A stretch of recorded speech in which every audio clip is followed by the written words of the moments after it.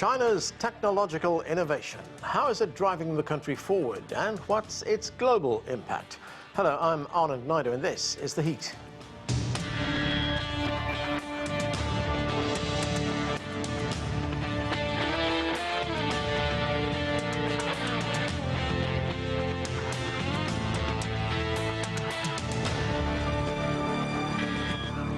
China is transforming into an innovation powerhouse as it continues to make major advances with cutting-edge technologies.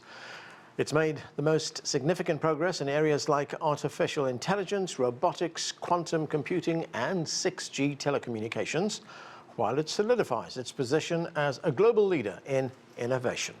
That was underlined earlier this year when China's DeepSeek AI app was launched and took the world by storm. We begin with this report from CGTN's Mark New. As the tech world tries to process the impact of the Chinese-developed DeepSeek chatbot, China's technological progress runs deeper and even into space. China's Einstein probe astronomical satellite, also known as Tianguan, was launched into space last year. It uses X-ray detection technology to send back widescreen images for greater exploration and understanding of the universe. China also has its own space station, the Heavenly Palace, which has plans to double in size in the coming years. China is also innovating in vehicles that stay closer to Earth, but still hit the skies. Chinese company Xpeng Aerot recently unveiled the world's first modular flying car. The electrical vertical takeoff and landing vehicle, or eVTOL, can lift off from almost anywhere and then autonomously dock and pack up into its mothership vehicle. It's super easy. You can use 5 minutes to learn how to control it, enjoy the experience in the air. So that we can offer to our customer the personal flight experience. In fact, EVs have taken off in all classes of vehicles in China like nowhere else in the world. A recent report from automotive consultancy Jato Dynamics found that within the US and Canada, EV light vehicles make up just 7.6% of the car market there, while in China, it's 23%. One of the things that China has done and that the rest of the world hasn't is that they have targeted all segments, all consumers when it's about electric cars. So you can find electric cars for all people, affordable ones, luxury ones, and everything. Unlike the Europe or the US, where the electric vehicle has been positioned mostly as a premium one. China has also made significant advances in the world of quantum computing, which utilizes qualities of quantum mechanics to solve problems beyond the power of traditional computing. In December, it unveiled the Tangen 504, which set a new domestic record for its capacity to process quantum information. And over the past year at tech conference after tech conference, seemingly around every corner, there was a robot, created in China and often licensed to US companies. If you went to the recent CES Las Vegas exhibition, you will find Chinese manufacturers dominate the exhibition of smart robotics. It's interesting that Made in China was started when China was at low-end part of the global supply chain. But after 2-3 decades, the Chinese manufacturing ecosystem, especially relating to electronics, has become the strongest in the world. Despite U.S. tech policies aimed at preventing Chinese companies from receiving the most advanced chips, the innovation hasn't stopped, but instead accelerated. Mark New, CGTN, San Francisco. And now, for much more on all of this, joining me from Beijing is Andy Mok. He is a senior research fellow at the Center for China and Globalization. Also joining us from Oregon is Liang. She is chair professor in economics at Willamette University. With us too from Beijing is Einar Tangen. He is senior fellow at the Taihe Institute and chairman of Asia Narratives. And also joining the discussion is Zoon Ahmed. She is a research fellow with the Center for China and Globalization. Welcome to all of you. Andy Mok, let's start with China's advances in artificial intelligence, AI as it's known. China's made significant progress and very quick progress as well. And it's been doing so at a fraction of the cost that it costs Western companies to produce similar kinds of technologies. The thing is, how transformative is this technology for China? What kind of impact will it have? I mean, we look at something like DeepSeek, for instance, which was released earlier this year. What is the message that China is sending to the rest of the world about its AI ambitions? Well, Anon, that's absolutely right. I think that China is sending a very powerful message to the world with its advances in artificial intelligence. So there's a lot of talk about how DeepSeek was achieved its results at a fraction of the cost of existing models. But I think what's really important to point out is that it is open source. And what this means is that anyone around the world can leverage its advances in technology, especially in the global south. So I think one message China is sending is that it is committed to developing and implementing technologies that benefit all of mankind. And I think it's important also to point out that this is not widely appreciated about China's AI advances, is that artificial intelligence is incredibly power hungry. And for it to reach its full potential will take a lot of electricity. And here I think China also stands out. China produces almost 3,000 gigawatts of electricity a year, compared to about 1,300 gigawatts by the United States. And that gap is expected to widen. China is going to increase its electricity generating capacity by around 20% in the next year or two. And this is going to be vitally important to take full advantage of all of the new capabilities that AI offers, including powering robots, self-driving cars, contributing to advances in quantum computing, biomanufacturing, 6G, some of these other technologies I know we will be talking about. Right, of course, we will be talking about robotics and robots. Einar Tangen, as Andy Mock said, China has the power and the technology to drive robots. In fact, we saw a very graphic representation of robots at the Spring Gala, which was held in Beijing not so long ago. We had robots actually dancing on stage. I mean, that was entertainment, but these, the technology, robotic technology, has far more serious applications, especially in industry. I mean, how big an advantage will this be for the future of Chinese industrial growth? Well, it's actually huge. What you have is a situation where it's not just going to be industry that's using these for repetitive and dangerous tasks.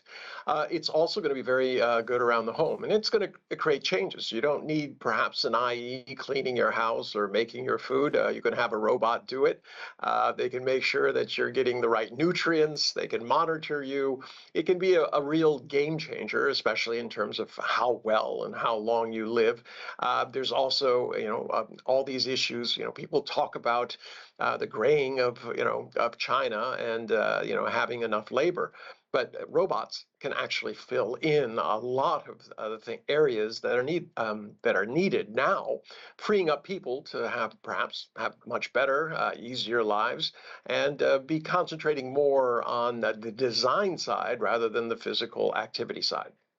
Right, Nana, we're also seeing robotics in widespread use in things like on auto assembly lines, especially the EV industry.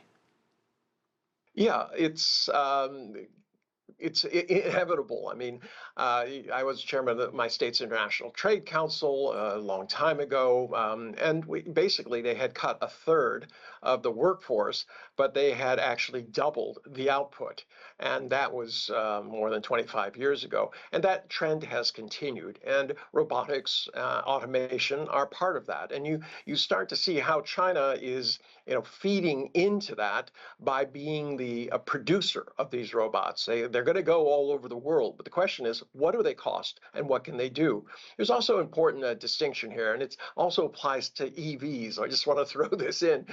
There's this idea that you have a very smart robot or a very smart car, or you have a collective hive mind where these robots and cars are connected, and they're basically making themselves into a big brain, so they don't actually have to see something to know if there's been some other experience by other parts of robots or cars. So the future is going to be a little bit more complex than we think, but it's certainly going to be easier.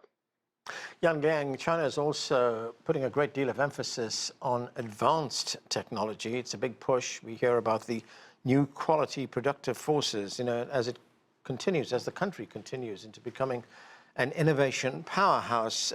I mean, if we look at developments like the ones we've been talking about, AI, robotics, quantum computing, what kind of contribution is all this going to make to Chinese growth, economic growth? Yeah, good to talk to you, Anand. So I think there are four major contributions as far as I can see it. One is that some of these cutting-edge technologies directly cultivate new industries. So take EV as example. You know, in 2010, China produced about 7,000 EVs. But fast forward to 2024, China produced close to 12 million, and that creates 3.6 trillion yuan worth of GDP and created up to 4.5 million jobs when you take all the direct jobs and also upstream, downstream jobs. So all of these are direct contributions to the GDP, to the economy. And second, I think it's very important that a lot of these technologies are going to be integrated into the traditional industries like manufacturing, as you just had a sort of example, right? The robots are making the EVs. And so that also helped to boost the productivity in those traditional industries, but also it helped to cut wastes. It helped to reduce energy consumption. So all of these are going to drive up the total factor productivity growth, and that would really help China to graduate from the so-called middle income trap. And third, I think it's important to know that a lot of these technologies are green technologies. So that really help China to move towards more renewable, sustainable path. So as Andy talked about, China is going to generate a lot more power going forward. And the good news is that about 30% of the power generation now in China comes from renewable energies. And so I think that is really helpful for that sustainable future. And last but not the least, I think these technologies also help China to promote its very sort of export competitiveness, right? So this electrical machinery, electronics now account for the bulk of China's exports. And they also help to attract a lot of foreign direct investments. We now see the stock market rally because of the AI, but a lot of these investments are long-term oriented. They really wanted to participate in China's market and also the technological ecosystem. So I think all of these are really positive contributions to China's economy going forward and spill over to the global economy as well. Zoon, these advances that China is making, the scientific advances, the technological advances, they're impacting countries across Asia. I mean, if you take Pakistan, for example, China, of course, is already deeply involved in Pakistan in terms of infrastructure development through CPEC, the China-Pakistan Economic Corridor. But when it comes to technology and scientific cooperation, Pakistan has stated that it wants to become a digital hub. How does this partnership with China advance that goal? Thank you, Anand, firstly, for having me. And absolutely, the first thing to recognize is that the China-Pakistan Economic Corridor, which was obviously announced in 2015, the first phase, is really the central pillar of Pakistan's economic development vision. And the degree to which China has been a partner in this journey, also encouraging Pakistan to modernize, in particular, for instance, in 2017, when we transitioned towards more greener energy and more sustainable technologies from China, is something that is commendable and increasingly intertwined.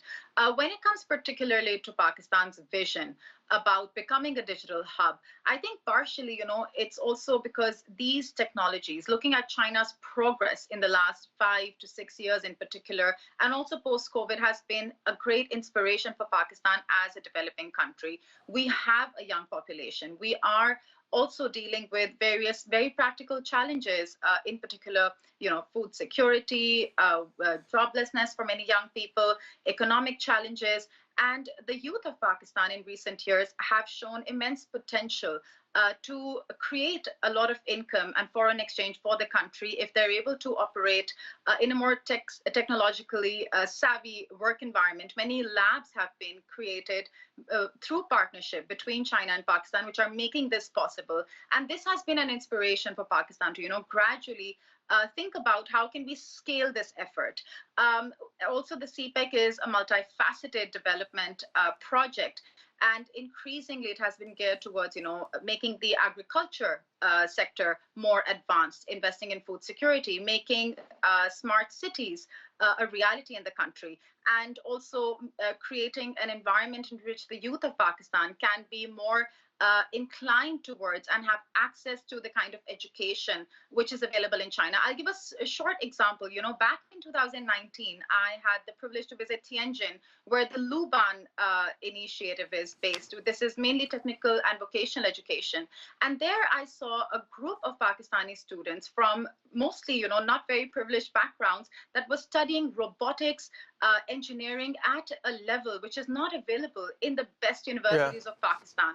Right after that, they were also going to get employment in different parts of the world, and many of them went back to expedite this process, this training for young people in Pakistan. So, you know, basically China is not only an inspiration, but a practical partner for Pakistan, and we see this as an immense opportunity.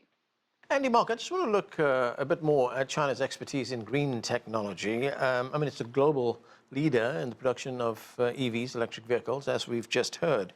But it doesn't only impact China, it impacts the world, because China exports much of this technology to other countries around the world. And I'm wondering, to what extent will this mitigate the effects of climate change as we move forward? Well, Ahmed, I think this will have a profound impact on climate change. Transportation, as we know, is one of the largest contributors to greenhouse gases. But I think it's also very important to point out that there are two technology trends that are intertwined when we think about NEVs, new energy vehicles. They're NEVs and autonomous driving, which of course is related to robotics.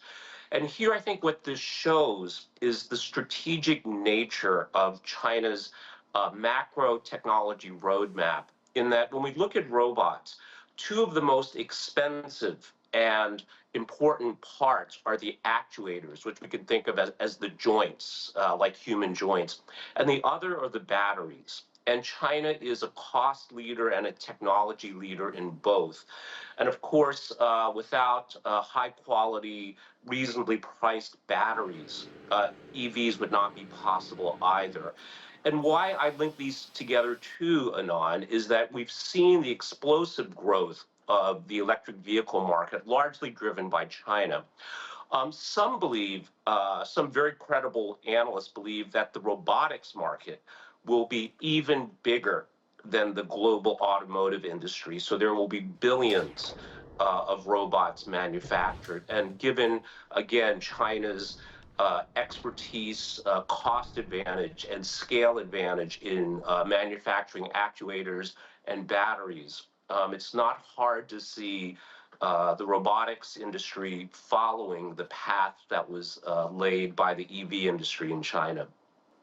Einar Tangen, you know, as we look around right now, we see, for instance, trade barriers going up. We can see the imposition of tariffs by the United States and other countries. China has been a target of those tariffs. China has retaliated as well for those tariffs. But I'm wondering to what extent all these kinds of technological advances that we're seeing is going, in some way, to protect the Chinese economy from the effects of things like trade barriers, like tariffs.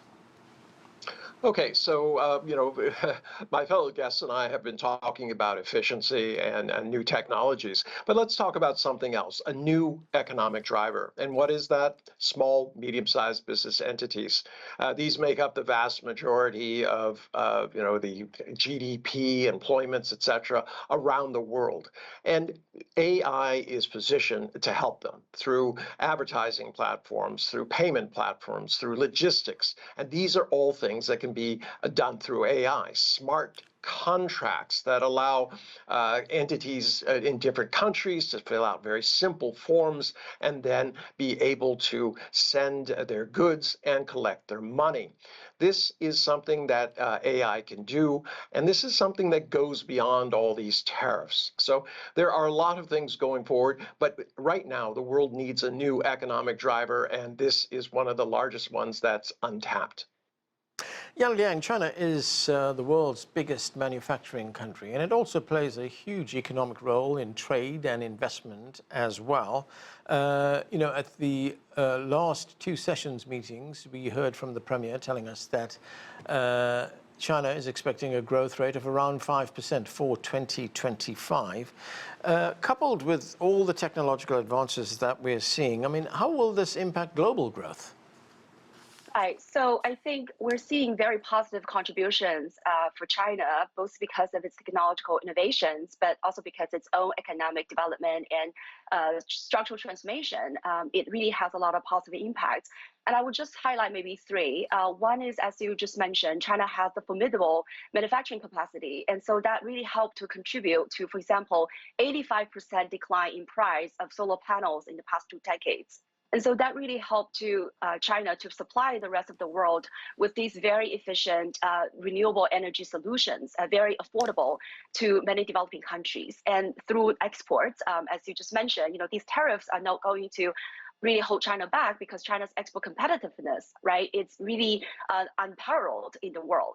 And second is that China's investment abroad using its technologies. So for example, China has provided so much financing and also construction of power plants in African countries. In the past 2 decades, they have helped to generate 21 gigawatts of electricity, which is about 8% of the total electricity generation in Africa.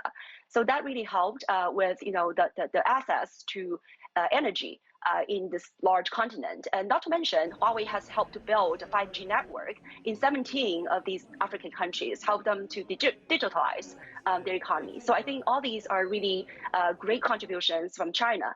Now, also, I think a lot of the Western media and think tank emphasized, how China is going to outcompete a lot of these developing countries in various industries.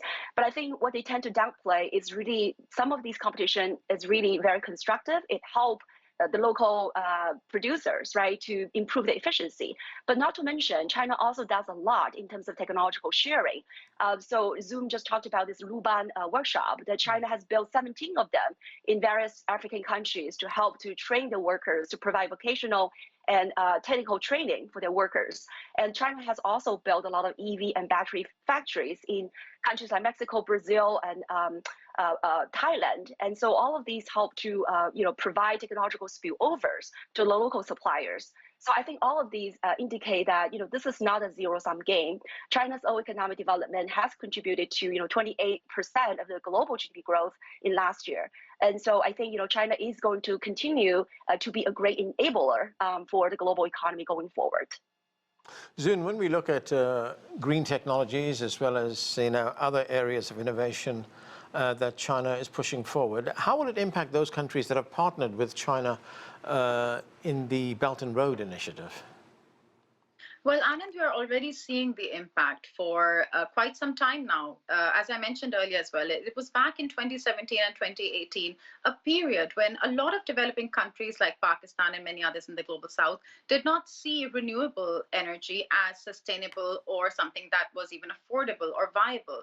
But China invested a lot in supporting these investments and also helping these countries understand the benefits, transitioning. There were a lot of workshops, a lot of experts invited over to China.